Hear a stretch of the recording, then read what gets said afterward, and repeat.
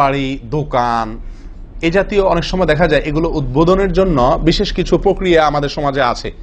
মিলাদ, দোয়ার অনুষ্ঠান, নাকি পার্টি, নতুন দোকান, নতুন বাড়ি, নতুন ঘর, এগুলো উদ্বোধনের জন্য কোরআন সুন্নাহ আমাদেরকে কি নির্দেশ করে? বিশেষ কোন নির্দেশ আছে কিনা? এর জবাব হলো যে আসলে নতুন ঘর, নতুন বাড়ি, নতুন স্থাপনা, নতুন অফিস, নতুন দোকান এগুলো উদ্বোধনের জন্য কোরআন সুন্নাহ বিশেষ কোন নির্দেশনা আমাদেরকে দেওয়া হয় নাই। বিশেষ কোন নির্দেশনা দেওয়া হয় নাই।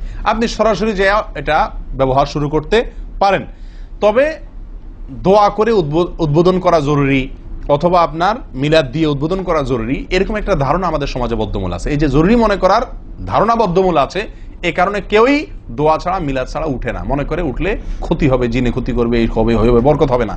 এটা ভুল ধারণা, এটা বেদাত। যে মিলাদ দিয়ে নতুন স্থাপনা উদ্বোধন বা ঘরবাড়ি উদ্বোধন অথবা দোয়ার অনুষ্ঠান করে মানুষ ডেকে সবাইকে নিয়ে দোয়া করায়া এটা করা, এটা বেদাত। তাহলে কি করতে হবে? কিছুই করার নির্দেশ নাই।